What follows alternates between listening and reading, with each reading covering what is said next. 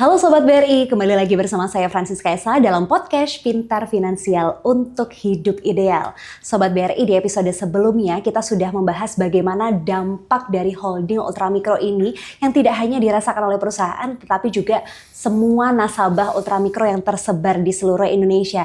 Dan pastinya pertanyaan berikutnya ketika kita sudah tahu dampaknya begitu banyak dan begitu positif, pasti pertanyaannya yang ada di benak saya dan pasti di benak Sobat BRI adalah what's next? Apa yang sudah dipersiapkan oleh holding ultramikro ini untuk semakin berkembang dan bisa semakin berdampak. Tentunya apa yang sudah disiapkan ini ditunggu-tunggu nih oleh 16 juta nasabah ultramikro kita yang tergabung dalam PNM.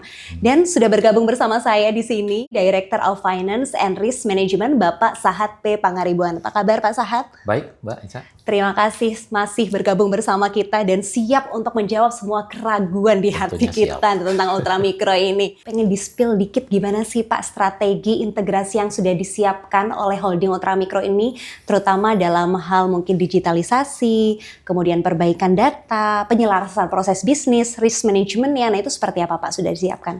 Ya, kita mempersiapkannya di dalam holding ultramikro secara komprehensif ya. Kita siapkan integrasinya secara keseluruhan. Mungkin kita bisa highlight dari aspek bisnis, dari aspek teknologi, dan dari aspek risk management dan juga governance. Nah, memang dari aspek bisnis kita terus melakukan integrasi di dalam holding ultramikro ini yang secara spesifik mungkin kalau dari segi PNM yang kontekstual adalah kita melakukan integrasinya, kita akan perkuat terus terutama dalam penerapan cashless. Memang kita sudah mengimplementasikan cashless ini sejak mungkin dari tahun 2022 ya, dari 2022 sampai tahun 2025 ini di mana seluruh nasabah PNM sekarang sudah dibukakan rekening Simpedes Umi ya, hampir 16 juta lebih nasabah PNM yang sudah dibukakan rekening Simpedes Uminya.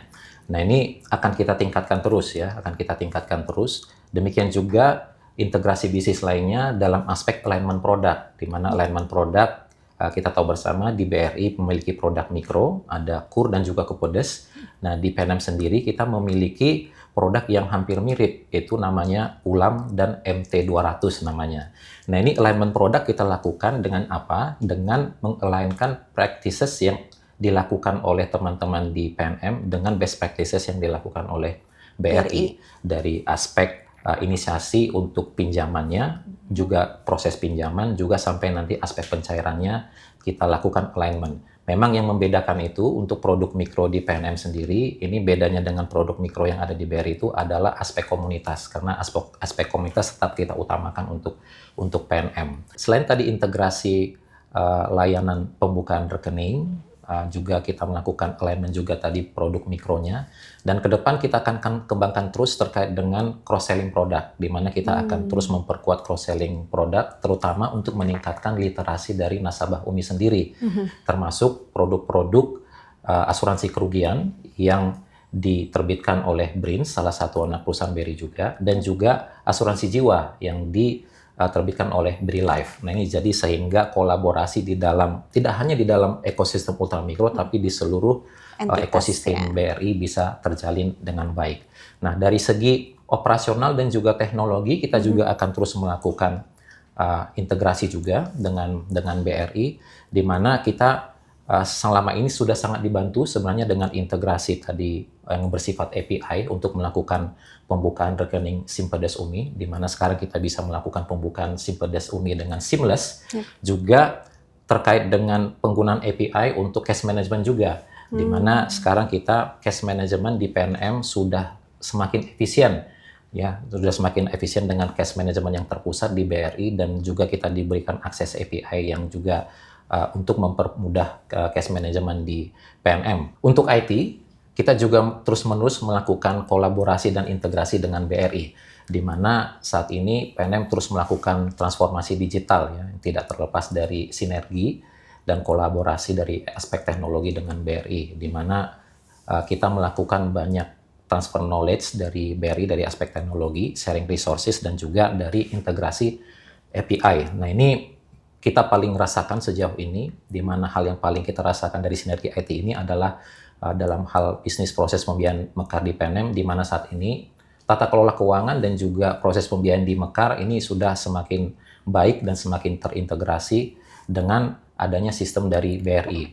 Misalnya pengelolaan sumber dana, giro di BRI dengan menggunakan CMS gitu ya, melalui API, sistemnya API, juga transfer dana dari kantor pusat PNM ke unit kerja PNM ini juga semakin seamless saat ini untuk aktivitas pembiayaan dan operasional. Ini didukung juga dari API BRI, juga terkait dengan pembentukan rekening Simpedes nasabah melalui API Senyum. Selain itu, kita juga disupport dalam aspek transfer dana pencairan melalui API BRI juga, sehingga kita bisa melakukan pencairan dana pinjaman nasabah langsung ke rekening BRI-nya. Kita juga bisa melakukan info saldo dan juga cek mutasi rekening melalui BRI API yang sudah disiapkan oleh BRI. Nah, ini memang ke depan masih banyak aspek-aspek yang kita akan integrasikan dengan BRI dari aspek IT, terutama dari aspek data management practices, dari aspek cyber security, dari aspek infrastruktur, dan terutama dari aspek governance IT-nya. Nah, ini akan terus kita kolaborasikan dengan BRI. Nah, selain itu, selain dari IT, kita juga melakukan integrasi dan penguatan di risk management dan governance. Nah, ini memang di BRI secara aktif terus memonitor dan mengawal perkembangan risk management dan juga governance di PNM sendiri. Nah, ini memang salah satu yang berkembang dengan sangat baik juga selama 5 tahun terakhir di PNM, di mana kita mulai bisa mengimplementasikan risk management yang dipakai best practice-nya di bank gitu kan. PNM kan bukan bank gitu ya. PNM itu perusahaan pembiayaan gitu ya.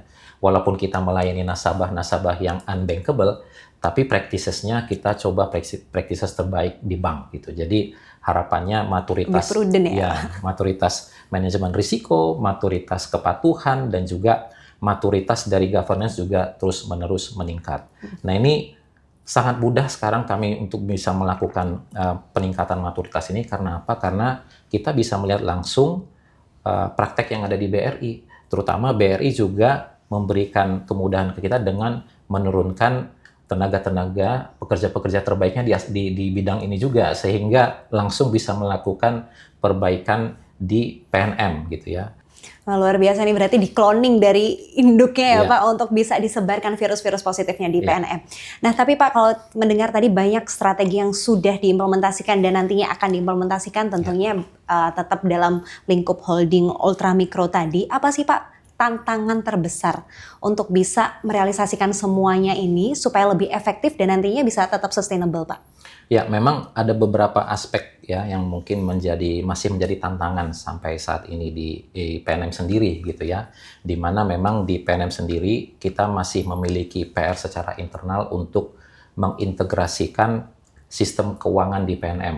Jadi memang kita masih perlu untuk bisa mengintegrasikan sistem keuangan di PNM sehingga sistem keuangannya bisa lebih robust dan juga informasi yang dihasilkan nanti makin lama semakin cepat untuk bisa di-provide dan juga kualitasnya semakin baik. Nah, di sisi lain sebenarnya ada tantangan terkait dengan karakteristik nasabah PNM sendiri, di mana karakteristik nasabah PNM ini lebih kepada nasabah yang masih prefer transaksi cash ya, transaksi cash. Padahal sebenarnya kalau kita untuk melakukan inisiatif efisiensi itu biasanya kan terkait dengan digitalisasi gitu ya.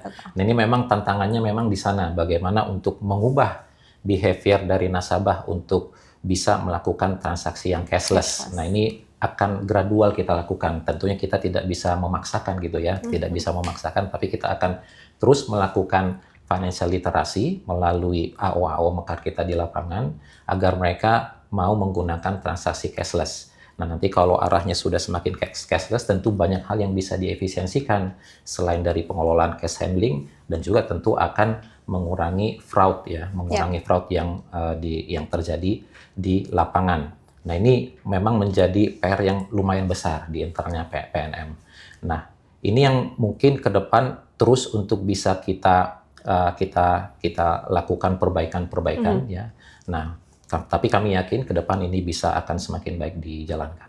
Tentunya langkah mitigasinya juga sudah dipersiapkan lah ya Pak, untuk langkah mitigasinya supaya tantangan ini bisa diubah lah menjadi peluang. Memang mitigasinya akhirnya adalah kita tetap melakukan proses digitalisasinya. Dan paralel kita lakukan awareness dan juga peningkatan kapabilitas dan juga literasi kepada nasabahnya. Sehingga harapannya kita sudah mempersiapkan fundamentalnya, teknologinya sudah siap, sehingga nanti seiring dengan perubahan dari behavior pada nasabah, ini semua ke depan nanti sudah siap untuk efisiensi yang semakin besar di tahun-tahun berikutnya. Wah, luar biasa. Berarti yang disiapkan bukan hanya dari internal produk kita saja, tapi juga nasabahnya dipersiapkan untuk bisa accept apa yang sudah kita lakukan gitu ya. Dalam 5 tahun ke depan nih Pak Sahat, gimana sih visi PNM untuk bisa memperkuat pemberdayaan ekosistem ultramikro? Ya, memang reason for being daripada PNM sendiri adalah untuk memberdayakan perempuan prasejahtera nasabah ultramikro di seluruh Indonesia. So far kita sudah melayani sejauh ini yang kita kelola 16 juta nasabah ultramikro. Nah, ini harapannya kita bisa kembangkan terus ke depan. PNM 5 tahun ke depan memiliki inisiatif untuk tetap menjadi pemain yang utama di dalam ultramikro, menjadi market leader di ultramikro. Saat ini kita memang sudah market leader, tapi harapannya kita akan memperbesar pangsa pasar kita. Kemudian dari aspek sustainability kita harapkan PNM ini tetap sustain ke depan. Ya, harapannya juga bisa memberikan ROI yang cukup baik gitu. Kita targetnya di sekitar 12%. Dan mungkin yang paling penting adalah nasabah kelolaan. Nasabah kelolaan karena kita memang PNM harus memberdayakan nasabah. Nasabah kelolaan kita targetkan selama 5 tahun ke depan bisa lebih dari 18 juta nasabah kelolaan. Nah, ini memang yang menjadi target kita ke depan. Bagaimana strateginya? Tentunya strateginya yang kita lakukan adalah pertumbuhan. Pertumbuhan ke depan harus pertumbuhan yang strong and healthy. Nah, ini yang kita canangkan. Dicapai dengan cara apa? Dengan cara melakukan transformasi proses bisnis dan juga transformasi metode kerja untuk peningkatan produktivitas dan juga kecepatan proses di proses pinjaman. Dan untuk bisa tetap sustain, kita mencanangkan pencadangan yang memadai gitu. Selain itu dari aspek empowerment, kita harapannya empowerment lama-kelamaan semakin impactful gitu ya, sehingga nasabah semakin merasakan kehadiran dari PNM, di mana kita ingin menjangkau atau inklusi lebih banyak perempuan sejahtera di Indonesia. Kemudian kita canangkan juga peningkatan literasi keuangan mereka dan juga peningkatan capability untuk pengelolaan nasabah. Pengelolaan usaha nasabah kita terus perkuat dan juga kita canangkan juga untuk peningkatan nasabah naik kelas yang tadi saya sudah sampaikan sekitar 2,5 juta gitu ya, nanti harapannya bisa lebih tinggi lagi. Nah, memang aspek yang juga penting untuk pencapaian itu semua adalah tentunya operational excellence. Tentunya operational excellence juga harus kita lakukan. Karena untuk perusahaan dengan operasi yang sangat luas di Indonesia seperti PNM, dengan jumlah cabang yang lebih dari 4.000, operational excellence sangat penting. Di mana kita harus semakin meningkatkan retensi daripada AO internal kita, agar mereka tetap betah bekerja di PNM dan meningkatkan juga kesejahteraan mereka gitu ya. Dan dari segi kesejahteraan pegawai, juga kita juga meningkatkan juga reliability dan resiliensi IT juga sangat penting. Nah, tentunya untuk melakukan operational excellence, selain kedua hal itu, kita harus melakukan integrasi core system keuangan kita juga kita bisa lakukan dengan secepat mungkin. Dan terutama memang yang paling penting adalah HR dan culture. Dari bagaimana dari aspek strategi HR dan culture, kita harapannya ke depan human capital di PNM bisa semakin produktif dan performance driven culture bisa semakin terimplementasi dengan baik ke depannya. Ini mungkin gambaran dari strategi PNM ke depan.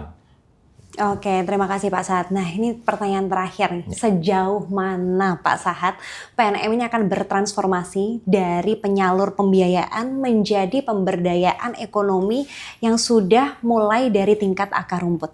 Ya, tentunya PNM akan bertransformasi. Kita akan tetap bertransformasi itu dalam arti kita akan memperkuat core bisnisnya kita, ya, memperkuat core bisnisnya kita di nasabah ultramikro.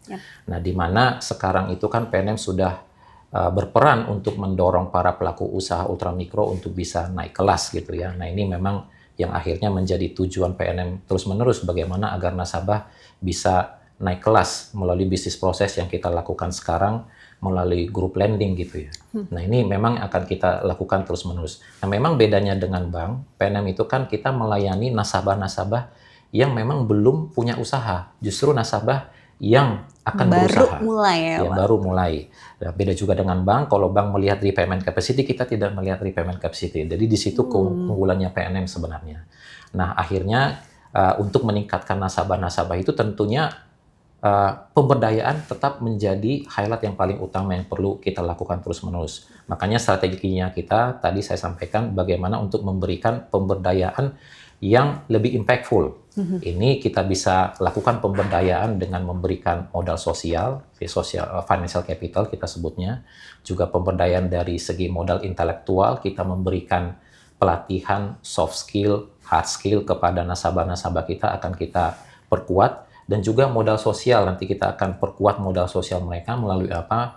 Melalui pembinaan jejaring usahanya mereka, sinergi bisnis, dan juga aspek-aspek lainnya, karena mereka saat ini ada di dalam kelompok dan kita ingin melingkan mereka dengan network yang potensial bagi bisnis mereka.